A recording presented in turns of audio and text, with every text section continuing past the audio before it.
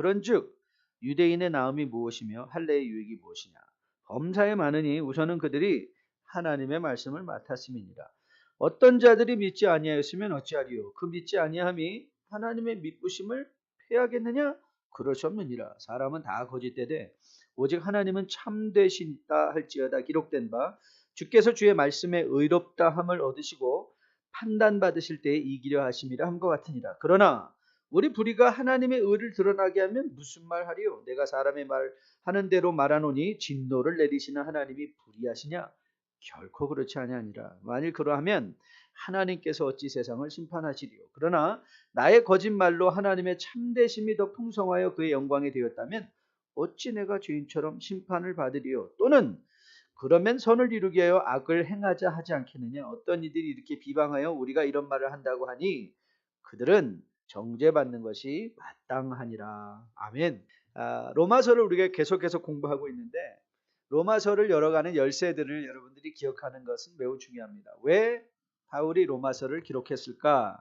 그 중요한 목적 중에 하나가 1장 11절과 12절 말씀에서 찾아볼 수 있는데요. 여러분이 성경을 펴서 우리 로마서 1장 11절과 12절의 말씀을 보면 이런 말씀이 나옵니다. 내가 너희 보기를 간절히 원하는 것은 어떤 신령한 은사를 너희에게 나누어 주어 너희를 견고하게 하려 함이니 이는 곧 내가 너희 가운데서 너희와 나의 믿음으로 말미암아 피차 아니함을 얻겠다. 그래서 바울은 아직 가서 보지 못했지만 믿음을 잘 지키고 성장하고 있던 로마 교회를 마음에 품고 그가 편지를 쓰면서 그가 편지를 쓰는 이유가 뭔가 그가 그들을 방문한 것과 다른 바가 없는데 신령한 은사를 좀 나누어 줬으면 좋겠다. 신령한 은사를 나누어 줘서 너희들이 믿음에 견고하게 세워짐으로 말미암아 그것이 바울에게 또 로마 교인에게 피차 아니함이 되었으면 좋겠다. 그래서 이것은 사실은 우리 신앙생활의 목표라고 해도 과언이 아닙니다. 우리가 이렇게 함께 공동체로 모이는 이유는 우리가 서로 신령한 은사들을 함께 나누어 가며 그리고 서로에게 덕을 세우고 그래서 피차 아니함을 얻는 것. 서로가 우리 모두가 믿음에 견고해져서 우리가 매주일 이렇게 모이는 이유가 어디 있죠? 저는 여러분들이 믿음에 견고해져서 여러분의 믿음 생활이 저에게 위로가 되고 안위가 되고 또 저의 섬김이 여러분에게 안위가 되는 그런 삶. 사실 그래서 이것은 공동체의 삶이라 삶의 목표다 해도 이건 단지 로마서의 목표일 뿐만 아니라 우리가 신앙생활을 추구하는 신앙의 목표다 해도 절대 과언이 아닌 것을 보게 됩니다. 그러면 바울이 그토록 간절하게 함께 나누어 주기 원했던 신령한 은사는 무엇이었는가? 그는 무엇을 나누고 싶었나? 그건 복음이라는 것을 우리는 이미 알고 있습니다. 그래서 그가 1장 16절에서 그렇게 말했죠. 내가 복음을 부끄러워하지 아니하노니 이 복음은 모든 믿는 자에게 구원을 주시는 하나님의 능력됩니다. 먼저는 유대인에게요. 먼저는 헬라인에게로다. 그래서 이 신령한 은사, 바울이 나누기 원했던 신령한 은사는 이 복음이었다는 것을 보게 됩니다. 그래서 바울은 우리가 믿음에 견고하게 세워진다는 것의 의미가 무엇인가? 믿음에 견고하게 세워지는 것은 복음을 이해하고 복음으로 인한 믿음으로 살아가는 것. 그것이 견고하게 세워지는 신앙의 목표가 된다는 것을 보게 됩니다. 먼저 바울은 이런 복음을 설명해 주기 위해서 지금까지 보았던 것을 보면 이방인이나 유대인이나 할 것 없이 다 죄인이라는 사실을 선포하고 스스로 그 마음 안에 믿음을 불러일으킬 수 없음을 증명해 오고 있습니다. 그래서 모든 인간이 죄인이라는 것을 여러 차례 이제 앞으로 로마서에서 계속해서 결론을 보여줄 것인데 2장 12절에 이런 말씀으로 결론이 나와 있죠. 무릇 율법 없이 범죄한 자는 율법 없이 망하고 무릇 율법이 있고 범죄한 자는 율법으로 말미암아 뭐한다? 심판을 받는. 율법이 있고 없고가 문제가 아니다. 그래서 모든 사람은 다 하나님의 심판 앞에 서게 될 것이다 라는 것을 설명하고 있습니다. 그리고 시작된 것이 이제 3장의 논증입니다. 3장이 시작된 것은. 그래서 우리는 3장의 논지를 통해서 바울은 단순히 복음을 선포하는 것으로 만족하지 않고 바울은 이 복음을 논리적으로 제시하되 로마의 교우들이 충분히 복음을 이해하고 그 복음을 이해했기에 복음의 능력에 힘입어 살 수 있도록 바울은 그들을 설득하고 설명하고 논리적으로 복음에 대해서 설명하고 있는 것을 보게 됩니다. 여러분, 이 세계에 재림 예수님이 제일 많이 오신 데가 어딘지 아십니까? 한국입니다. 한국은 거의 심심하면 재림 예수가 한 번 더 오신대요. 네, 재림 예수뿐만 아니라 한국에는요, 하나님 아버지는 벌써 이미 오래전에 한국에서 살고 계셨고, 요즘은 하나님 어머니도 계신 거 아십니까? 이 안상홍 증인회라는 데서는 하나님 어머니도 계십니다. 하나님 어머니. 거기는 하나님 어머니를 믿는데요. 도대체 재림 예수도 한둘이 아니고 장막 성전이니 증거 성전이니 예루살렘도 거의 한국으로 다 옮겨와 있고, 거의 이스라엘의 중요한 지역은 다 한국에 있을 정도입니다. 저는 이런 생각을 해봤어요. 도대체 왜 한국엔 특별하게 이런 현상들이 일어나는 것일까? 왜 이런 일이 일어날까? 저는 그것이 아마 교회에도 책임이 많이 있다고 생각을 하는데, 우리는 너무도 이 덮어놓고 믿으라고 교육을 받지 않았나 생각이 듭니다. 덮어놓고 믿으라. 덮어놓고. 여러분, 믿음 생활도요, 그리고 교육도 절대 덮어놓고 하면 안 됩니다. 지금 덮어놓고 한 교육의 결과를 우리가 한국에서 보고 있는 것이죠. 여러분, 교육이나 믿음 생활은요, 덮어놓고 믿는 것, 맹목적으로 믿는 게 아니라 스스로 생각하고 복음에 대한 이해를 가지고 복음을 충분히 삶에 누려낼 수 있도록 이 복음의 맛을 알아야 돼요. 복음의 맛. 복음의 맛을 누릴 줄 아는 자까지 나가는 것. 그래서 저는 이 로마서 3장이 왜 우리에게 중요한 교훈을 제시하는가? 이 바울이 그가 논리적 접근을 통하여 복음을 설명하면서 다른 어떤 것보다 우리가 부르심을 받고 있는 신앙생활의 모습을 우리에게 교훈해 주는 거예요. 신앙생활은 맹목적으로 교회 와서 앉아서 누군가의 설교를 듣고 하는 게 아니라 오늘도 여러분들이 생각하고 고민하고 갈등하는 것. 생각하고 고민하고 갈등하는 것. 그리고 그래서 여러분들이 이 전을 나서며 도대체 나는 어떻게 살아야 되나? 아니면 여러분들이 나 이렇게 살아도 되나? 어떻게 살아야 되나? 이렇게 살아도 되나? 이게 복음으로 사는 것인가? 이 질문을 던지며 저는 신앙생활이 갈등을 없게 하는 게 아니라 신앙생활은 우리 안에 모든 면에서 갈등을 불러일으키는 거예요. 나는 과연 성경적 아버지인가? 나는 성경적 엄마인가? 성경적 아내인가? 나는 말씀대로 남편의 역할을 감당하는가? 나는 말씀대로 상전의 역할을 감당하고 있는가? 나는 말씀대로 직장인의 역할을 감당하고 있는가? 삶의 모든 영역에서 이 복음은 우리를 생각하게 하고 그 생각은 우리를 갈등하게 하고 그 갈등은 우리를 순종으로 이끌어가는 거예요. 순종. 그래서 믿음의 가장 큰 덕목은 그래서 순종이다 이 말을 하는 게 어디에 있는가? 순종은요, 맹목적으로 뭘 하는 게 아니라 내 마음에 일어난 그 갈등과 고민을 통해서 나타나는 신앙의 열매가 순종인 것을 우리가 다시 보게 됩니다. 그래서 저는요, 우리가 믿는 하나님이 말라기를 통해서 나를 시험하여 보라. 저는 이 하나님이 너무 좋아요. 하나님은 자신을 닫아놓고 너는 나에게 대해서 아무것도 알 수 있는 것이 없다. 이렇게 너는 알 수 없다. 이렇게 접근하시는 것이 아니라 하나님은 궁창에 하나님의 영광을 선포해 두시고 눈을 들어 산을 보라. 그리고 우리에게 나를 시험하여 보라 하시면서 하나님은 당신을 열어놓으세요. 열어놓으시고 너의 삶에 나를 시험하여 보라. 시험하여 보라. 그래서 내가 어떤 하나님인지 믿음으로 산다는 것이 무엇인지를 너희가 바라봐라. 믿음에 복된 그 참다운 기쁨과 감사를 누리며 살기를 원한다. 저는 우리 뉴라이프 교회 성도들이 저는 맹목적으로 덮어놓고 믿는 그런 분들이 아니라 자신을 열어놓으시고 오늘도 말씀으로 다가오시며 나를 시험하여 보라 청하시는 하나님의 초청에 응답해서 매일 삶의 현실 속에서 이 하나님의 말씀으로 묵상하고 고민하고 갈등하는 가운데 하나님이 원하시는 순종의 길을 늘 선택해서 나갈 수 있는 여러분과 저 될 수 있기를 주님의 이름으로 축복드립니다. 자, 그러면 다시 본문의 논지로 돌아볼까요?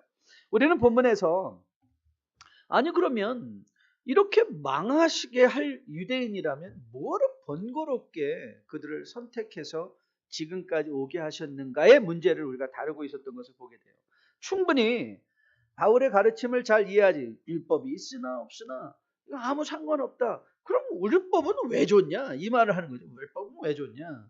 그래서 우리는 지난 시간에 우리가 벌써 두 주간 본문에 머물면서 유대인들에게 많은 유익이 있다. 그 중에 하나가 무엇인가 하면 하나님의 말씀과 할례를 맡았다. 그래서 우리 지난 주간에 하나님의 말씀을 맡은 것의 유익이 무엇인가에 대해서 저는 잘 살펴보였죠.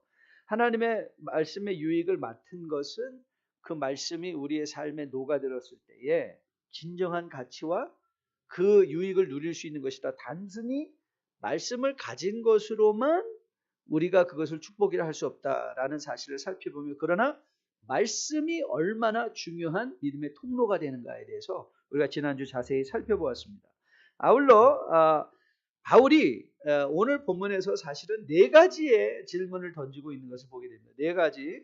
그래서 첫 번째가 그럼 유대인의 나음이 무엇이뇨라는 것이었다면 두 번째는 그러면 도대체 유대인이 믿지 않았다면 그리고 하나님이 그들에게 약속을 주신 것이라면 유대인의 불신으로 말미암아 하나님이 자신의 약속을 어기신 게 아니냐. 하나님이 신실하지 아니하신 것 아니냐. 이 질문을 던지는 게 이제 두 번째 질문입니다. 그래서 오늘 우리는 사실 이 두 번째 질문에서 많은 시간을 할애하려고 합니다.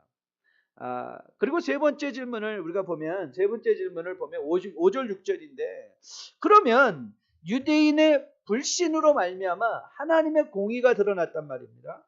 하나님이 이렇게 공의로운 분이구나. 그러면 유대인의 불신은 그러면은 필요악이 아니었나? 그럼 하나님이 유대인을 심판하실 근거가 어디 있느냐? 그거에 대해서 바울은 아주 강력한 논지로 결코 그렇지 아니하다. 하나님은 절대 공의로우신 분이시기 때문에 인간의 악이 복음의 능력을 더욱더 드러냄으로 인간의 악이 칭송을 받아야 될 것이 아니냐라는 이 논리에 대해서 바울은 그렇지 않다는 것이죠. 그렇지 않고 하나님은 원래적으로 공의로우신 분이기 때문에 하나님을 만일 그렇다면 하나님은 세상을 심판한 근거가 없지만 하나님의 세상에 심판하시는 걸 보며 우리는 하나님이 그렇지 않다는 것을 알 수 있다. 그리고 7절과 8절에서 같은 논지를 연결하는 것입니다. 그래서 5장 6절과 7절 8절은 거의 비슷한 맥락의 논지인데요. 인간의 악함에 하나님의 진실을 드러내면 그리고 그것을 통하여 하나님이 영광을 받으신 것이라면 오히려 악을 범한 인간이 상을 받아야 되는 거 아니냐. 하나님의 영광을 드러냈으니까. 그래서 그거에 대해서도 바울은 8절에서 일고의 가치가 없다. 그 논리는 일고의 가치가 없다. 또는 그러면 선을 이루게 악을 행하자 하지 않겠느냐. 어떤 이들이 이렇게 비방하여 우리가 이런 말을 한다고 하니 그들은 정죄받는 것이 마땅하니라. 자, 그래서 오늘 우리는 이 3절과 4절을 이제 집중으로 살펴보면서 사실 여러분들이 3절과 4절에 이 논리를 잘 이해하면 5절, 6절, 7절, 8절의 논리도 같은 맥락에서 여러분들이 이해할 수 있기 때문에 오늘 3절과 4절에 이 논지를 이해하는 것이 매우 중요합니다. 그래서 우리가 3절과 4절을 같이 한번 다시 읽어보고 우리가 그 말씀을 근거로 해서 다시 한번 바울이 펼쳐가려는 이 생각의 끈들을 함께 잡고 걸어가 보기를 원합니다. 자, 같이 읽습니다. 시작. 어떤 자들은 믿지 아니하였으면 어찌하리요? 그 믿지 아니함이 하나님의 믿으심을 패하겠느냐? 그럴 수 없느니라. 사람은 다 거짓되되 오직 하나님은 참되시다 할지어다. 기록된 바 주의 말씀에 의롭다 함을 얻으시고 판단하실 때 이기려 하심과 함과 같다. 자, 먼저 우리는 바울이 정확하게 접근하고 있는 논지의 내용을 이해할 필요가 있습니다. 그래서 이 말을 이렇게 요약해 볼 수도 있죠. 유대인들은 언약에 의해서 선택을 받아 말씀과 율법과 할례를 받아 선택된 민족이 되었는데 그들이 하나님을 믿지 않음으로 믿음의 기업을 얻지 못한다면 결과적으로는 약속하신 하나님의 약속을 어기시는 것 아니냐. 그래서 이 질문의 답이 아니다였거든요. 강력한 아니다입니다. 그럴 수 없느니라. 이 그럴 수 없느니라는 이 말을요. 영어 성경의 여러 가지 다른 번역본을 보면 아주 재미있게 번역이 되어 있습니다. NIV, 우리가 흔히 사용하는 NIV에서는 not at all. 절대 그렇지 않다. 여러분이 잘 보지는 않지만 그래도 Revised Standard Bible이라는 데 보면요. By no means. 그리고 또 다른 영어 성경, 영어 성경은 이렇게 번역이 되어 있습니다. Certainly not. Certainly not. 그리고 Authorized Version에서는요. God forbid. God forbid. 하나님이 그건 절대 용납하지 않는 것이다. 존 자이슬러라는 사람이 있는데요. 이 주석가는요. 이렇게 번역을 했어요. Not on your life. 그래서 Not on your life? 이거보다는 우리 미국 사람들이 쓴 이런 번역, 이런 영어 혹시 표현 들어보신 적 있어요? Over my dead body. No way. 이 말은 no way. 절대 그럴 수 없다. 자, 즉 오늘 바울이 이 그럴 수 없다라는 말을 통해서 전하고 싶은 그 마음의 센티멘트가 뭔가 유대인의 불신이 절대 하나님의 신실함을 없이 하거나 효력을 없게 하거나 하는 것이 아니라는 거예요. 하나님의 신실하심은 인간의 상태에 영향을 받는 것이 아니다. 하나님의 신실하심은. 그래서 하나님이 어떻게 스스로 언약을 어기지 아니하신 분이신가? 이거는 나중에 여러분이 이제 먼 훗날 9장에 가면 9장부터 11장까지 유대인과 하나님의 언약의 관계를 자세하게 풀어줄 것입니다. 그때 가서 보게 될 것이지만 제가 몇 군데 이제 소개를 해드리려고 해요. 여러분 하나님께서 아브라함을 택하신 것, 에서가 아닌 야곱을 선택하신 것이 바로 은혜라는 것이죠. 그래서 하나님은 처음부터 이 율법의 언약이라는 것을 통하여 우리를 구원코자 하려 하심이 아니라 하나님은 궁극적으로 오실 예수 그리스도 메시아를 통하여 여러분과 저를 선택하여 구원하시기로 이미 작정하고 계셨다는 거예요. 그러니까 하나님의 신실하심은 변하지 않는 하나님의 속성의 일부분. 그래서 우리가 이거를 비공유적인 속성, immutable하다고 하는데 비공유적이 아니라 우리보다 이미 앞서 선재하는 하나님의 속성이 신실하심인데 이것이 하나님의 신실하심은 상황에 대한 반응이 아니라는 거예요. 잘 이해가 가시죠? 왜 한국 사람들은 그런 말 많이 하죠. 막 남에게 말을 하다가 근데 그게 아닌 걸로 판명이 됐어요. 그러면 우리는 하는 게 뭐죠? 아니면 말고. 하나님은 그런 분이 아니라는 거예요. 내가 언약을 줬는데 이 사람들이 믿지 않아서 구원을 못 받았다라고 한다면 하나님은 아니면 말고 라고 그들을 내쳐버리시는 분이 아니라 하나님은 이미 창세전부터 뭘 예비하고 계신 거예요? 인간의 악함을 미리 보시고 예수 그리스도를 통하여 구원을 이루시기로 작정하신 바 그 구원의 계획을 신실하게 지금도 이루어 가고 계시다. 그렇기에 바울이 논증하고 싶은 건 유대인의 불신이 절대 하나님의 신실하심을 없이 할 수 없다, 부인할 수 없다는 것이죠. 우리가 매일 성경을 묵상하면서 특히 레위기 26장을 보시면서 여러분 그 레위기 26장은 먼 훗날 이스라엘 그들은 아직도 이 광야에 있을 때 바로 출애굽하고 홍해를 넘어서 시내산에서 하나님의 말씀을 받을 때 받은 말씀이 레위기인데 그 레위기는 이미 뭘 보고 있어요? 너희들이 가나안 땅에 들어가서 망할 뿐만 아니라 포로로 잡혀갈 것이다. 그래서 땅이 쉼을 얻을 것이다 라는 예언적 말씀을 이미 주고 계시잖아요. 그러니까 하나님은 이스라엘을 그 땅에 들여보내며 하나님의 계획은 그들이 가나안 땅에 들어가는 것. 가나안의 땅에 이스라엘이 가나안 땅에 들어가는 것은 고린도전서 10장식으로 이해한다면 여러분과 저를 위한 교훈의 목적으로 봐라. 인간이 아무리 좋은 것을 가지고도 어떻게 스스로를 구원할 수 없는 존재인가를 보라는 거예요. 보라.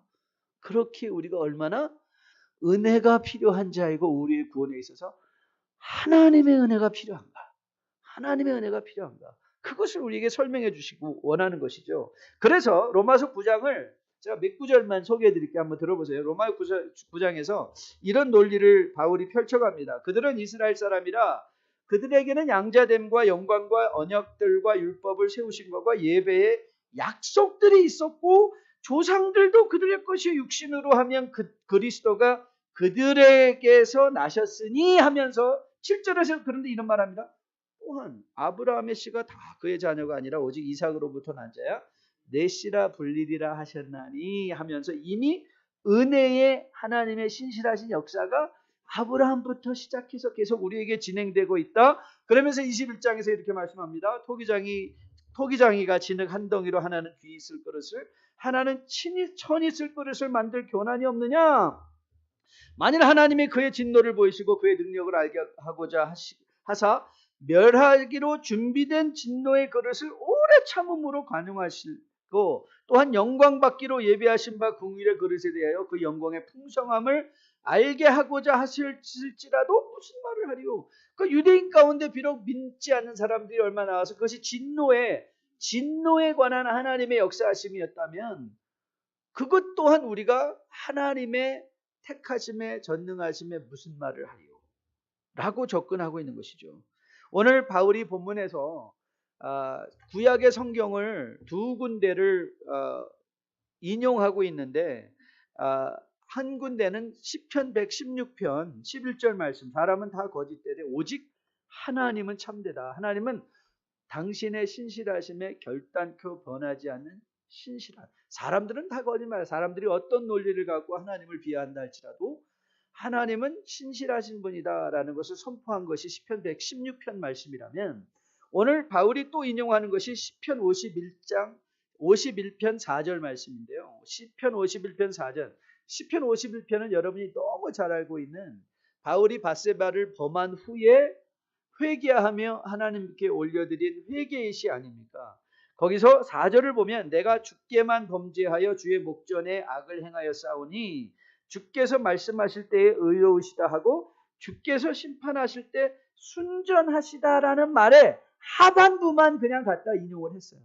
그러니까는 바울이 이 김도현 박사님은 이 부분을 강론하면서 바울이 이렇게 시편 51편의 4절의 하반부만 한 것은 이미 로마의 교우들이 시편의 말씀 51편 특별히 다 잘 알고 있을 거라고 가정을 하며 이 말씀을 하는 가운데 바로 앞부분에 등장한 말씀 그것을 새 번역으로 읽으면 이런 말이거든요. 주님께만 오직 주님께만 나는 죄를 지었습니다. 주님의 눈앞에서 내가 악한 짓을 저질렀으니 주님의 판결은 옳으시며 주님의 심판은 정당합니다. 즉 바울이 이 다윗의 말씀을 다윗의 고백을 인용하는 것은 다윗이 자신의 죄악이 하나님의 신실하심을 절대 뒤집을 수 없는 것 그것을 고백하고 있다는 차원의 말씀이라는 것입니다.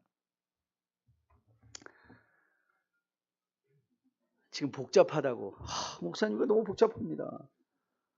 자 그래서 이제 여러분들에게 이런 이제 질문이 되죠. So what? 도대체 이 말씀이 오늘을 살아가는 여러분과 저에게는 어떤 의미가 있는가? 오늘 우리가 딱 잡고 가야 될 말씀이 뭐냐면 바울이 이토록 강력하게 이 논지를 펼쳐가기 원하는 주제가 뭐냐? 하나님은 신실하시다는 거예요. 하나님은 신실하시다. 그걸 말하고 싶은 거예요. 그러니까 유대인의 불신이 절대 하나님의 신실하심을 없이 할 수 없다. 없이 할 수 없다. 자 그러면 왜 이 하나님의 신실하심이 왜 중요하냐? 여러분 이 하나님의 신실하신 하나님의 구원의 역사가 아브라함과 다윗과 바울과 그리고 여러분과 저에게도 오늘도 펼쳐지고 계신 하나님의 신실하심이라는 거예요. 그래서 하나님의 신실하심이 중요한 거예요. 이방인이나 유대인이나 할 것 없이 다 하나님의 은혜의 선포 아래 있고, 그래서 오늘 여기 모인 여러분과 저 중에 아직도 하나님 앞에 여러분의 인생을 드리지 못한 분이 계시다면 오늘이야말로 뭐라는 거예요?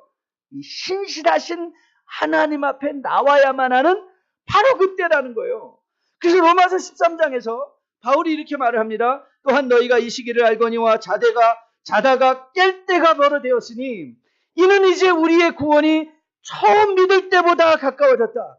오늘 여러분의 구원이 처음 믿을 때보다 가까워졌대요. 그래서 바울이 이렇게 권면합니다. 밤이 깊고 낮이 가까웠으니 그러므로 우리가 어둠의 일을 벗고 빛의 갑옷을 입자. 낮에와 같이 단정히 행하고 방탕하거나 술 취하지 말며 음란하거나 호색하지 말며 다투거나 시기하지 말고 오직 주 예수 그리스도로 옷 입고 정욕을 위하여 육신의 일을 도모하지 말라.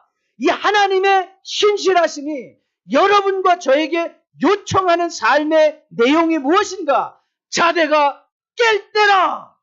지금 여러분이 인생의 어느 때에 있는가를 바로 알라는 거예요.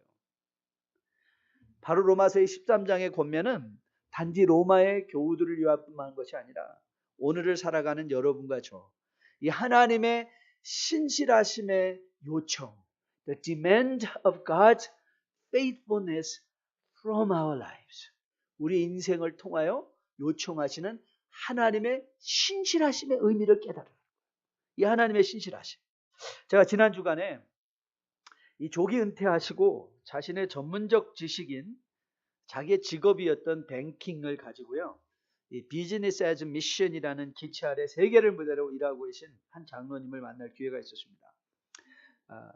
그분이 자신의 인생을 이렇게 세 가지로, 세 시기로 구분을 하셨어요. 첫째는 active learning.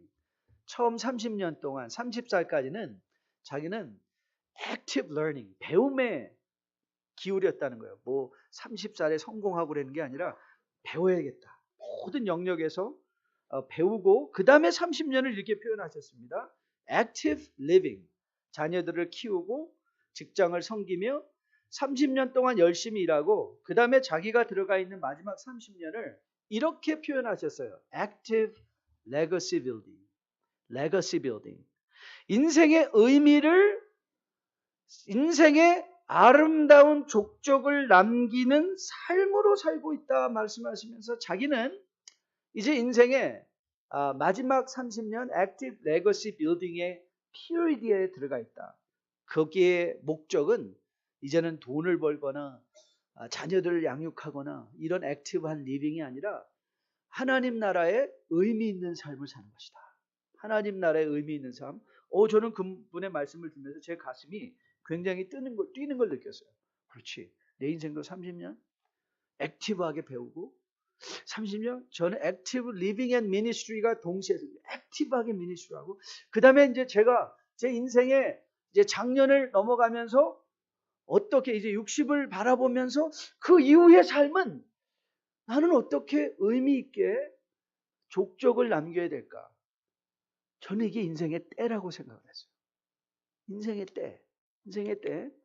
여러분에게 자주 인용하면서 인생에는 우리에게는 두 가지의 시간대가 있다고 말씀드렸어요. 크로노스의 타임이 있고 카이로스의 시간이 있다. 여러분 크로노스의 시간을 가장 잘 설명하는 게 뭐라고 그랬죠? 국방부 시계는 거꾸로 매달려 놓아도 돌아간다. 그렇죠? 예, 맞아요. 여러분이 원하든 원치 않든 흘러가는 여러분의 인생의 시간이 있습니다.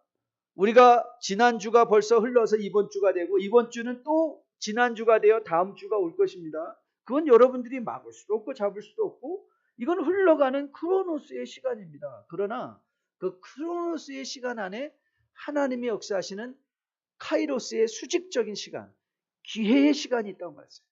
인생의 기회. 그래서 전도서에서 여러분이 잘 알고 계신 대로 인생의 모든 때가 있다고 말을 하고 있어요. 때가 있다. 카이로스의 때, 죽을 때도 있고 살 때도 있고 꿰맬 때도 있고 마찬가지로 우리가 열심히 일해야 될 때도 있지만 그 일에 의미를 부여할 때도 있다는 것. 오늘 바울이 이 하나님의 신실하심을 근거로 하여 그 신실하심이 지금도 우리에게, 여러분과 저에게 마지막 심판을 연기하시며 오늘도 여러분으로 생각하고 고민하게 하시며 하나님이 나를 향한 카이로스가 뭔가? 이 카이로스의 때가 뭔가? 나는 지금 뭘 해야 되는가? 하나님께서 여러분들의 상황을 이렇게 저렇게 만드시고 뉴라이프를 통하여 이 예배를 배설케 하시며 절대로 언약을 변개치 아니하시는 신실한 하나님을 볼 수 있도록 이 자리로 여러분을 청한 것은 하나님은 여러분을 향한 이 카이로스의 기회를 열어두시고 나를 시험하여 보라. 너의 인생을 가지고 나를 시험하여 보라. 초대하시고 부르시는 하나님의 음성이라고 믿습니다.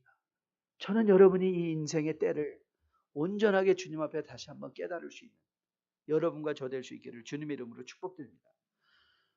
지난주 화요일 저녁 많은 분들이 선거 결과를 보기 위하여 잠을 설친 분들이 있으실 것 같아요. 오늘 우리 집사님 기도를 통해서도 도대체 이제 미국이 앞으로 어떻게 벌써 여러 가지 fallout, 이 일렉션에 이 선거에 많은 후유증들이 이미 보여지고 있는 것을 보게 되고요. 여러분 조국의 상황 정말 우리가 지금 한 치 앞을 내다볼 수 없는 그런 조국의 상황을 우리가 보며 많은 사람들이 우려를 표방하고 있는 것을 보게 됩니다. 과연 여러분 이때에 여러분과 저에게 정말 필요한 게 무엇일까요? 그렇습니다.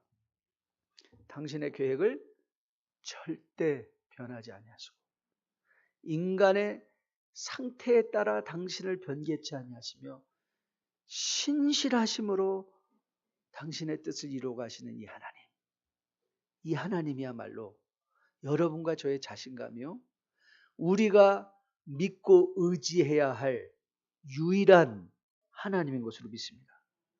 여러분, 하나님은요. 여러분과 저를 절대로 내버려 두지 아니하십니다. 아니, 이 세상의 교회를 내버려 두지 아니하십니다. 하나님은 우리의 도움으로 교회를 세워가시는 분이 아니십니다.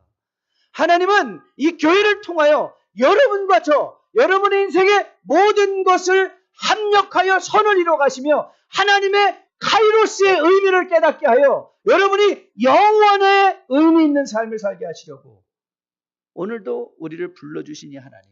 그렇기에 지금 우리 주변에 일어나고 있는 모든 일들을 통해서 우리는 두려워하거나 염려할 것이 아니라 그럴 때일수록 우리는 뭘 해야 돼요? 하나님의 신실하심을 의지하여 내가 부르심을 받고 있는가 그 삶에 더욱더 신실하게 무슨 일을 하되 하나님께 하듯 죽게 하듯 하며 우리의 삶을 살아내야만 하는 것으로 믿습니다. 이 신실하심을 알 때야 비로소 우리는 진정한 안식을 누릴 수 있습니다. 바울이 이 하나님의 신실하심을 그토록 로마 교회에 전하고 싶었던 것, 그것이 복음의 내용이요, 그것이 신령한 은사인데 여러분 신령한 은사가 뭔지 아십니까?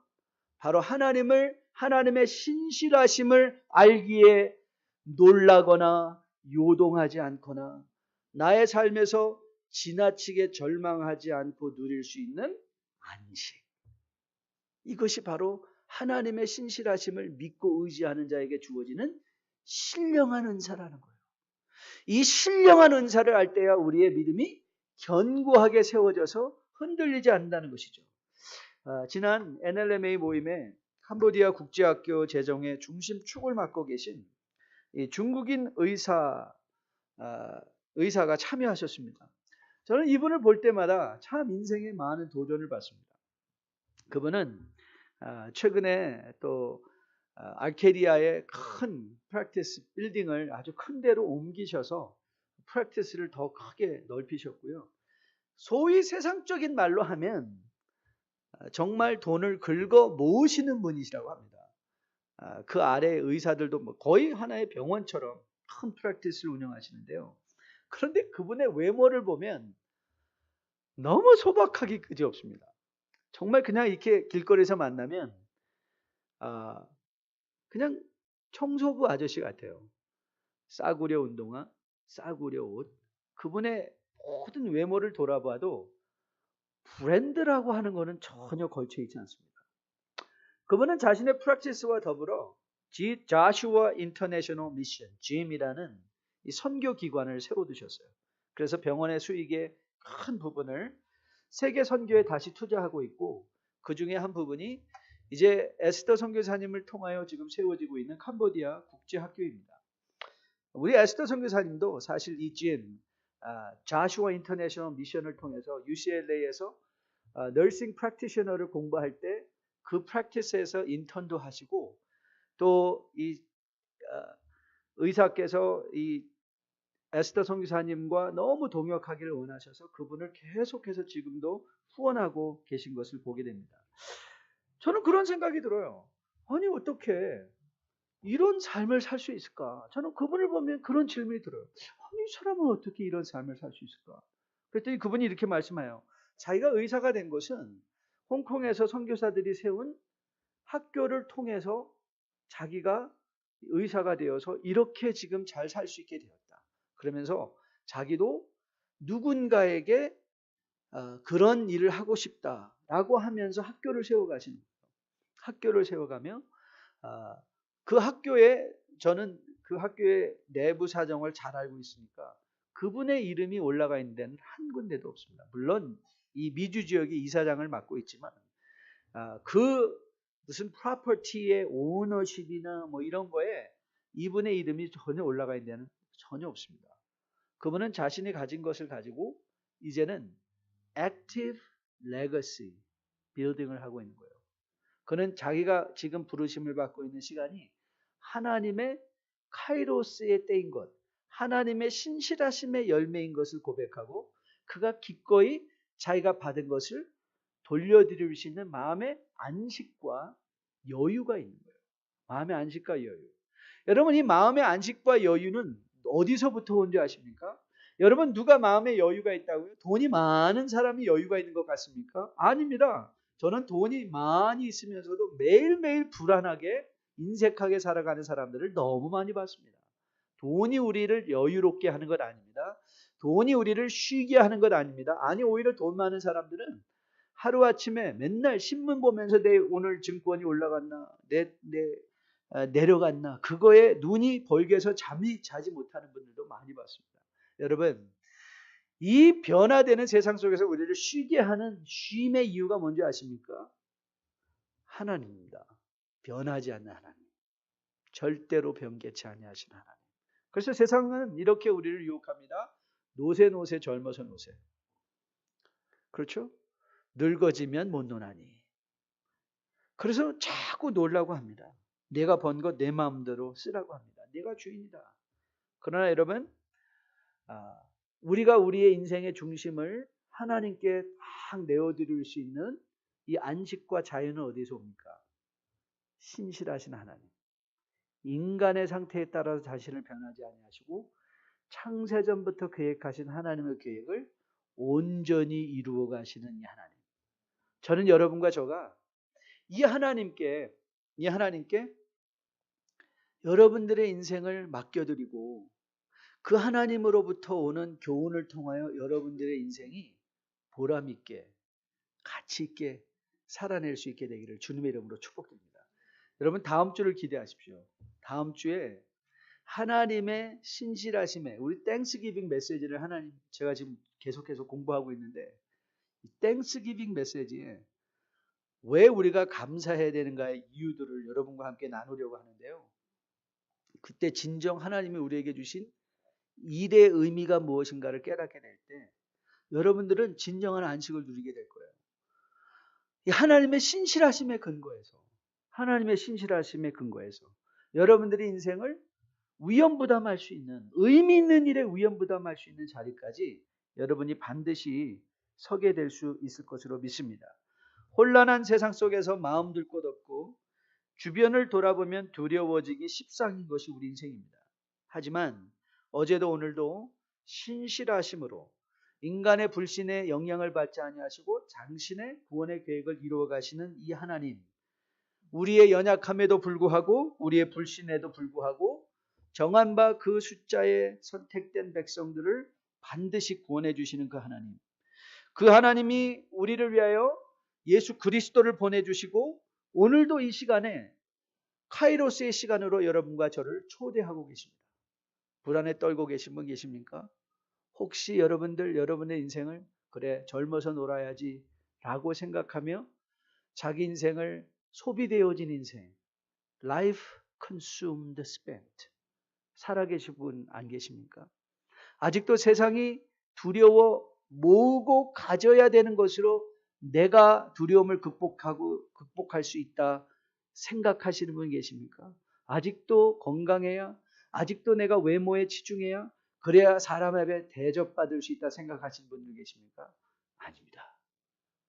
우리의 자신감, 우리의 존재, 우리의 능력, 하나님의 신실하심입니다. 저는 오늘도 여러분과 저가 이 하나님의 신실하심을 다시 한번 마음에 기억하며 오늘도 여러분을 향하여 다가오시는 이 영적인 기회의 카이로스의 때의 의미를 다시 한번 생각하며 하나님 안에 선한 결심과 결단을 통해서 이 혼란한 세상 속에서도 안식을 누리며 살아낼 수 있는 주의 귀한 백성들로 거듭나 세워줄 수 있기를 주님의 이름으로 축복드립니다. 제가 여러분과 함께 같이 하려는 찬양은요, 제가 참 은혜를 많이 받은 찬양입니다. 나는 너의 하나님 두려워 말아라.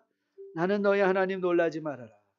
어디를 가든지 우리의 아바 아버지가 되어주셔서 우리와 함께 하시는 이 하나님, 저는 여러분과 저가 목소리 높여 찬양에 올리고 그 하나님의 신실하심이 여러분의 능력이 되어 저는 오늘 바울이 여러분의 의도하는 바 신령한 은사를 함께 나누어 가짐으로 말미암아 여러분의 믿음이 견고해지고 서로에게 쌍방 피차 안위할 수 있는 그런 주의 백성들을 거듭나 세워줄 수 있기를 주님의 이름으로 축복드립니다. 주 약속 안에서 내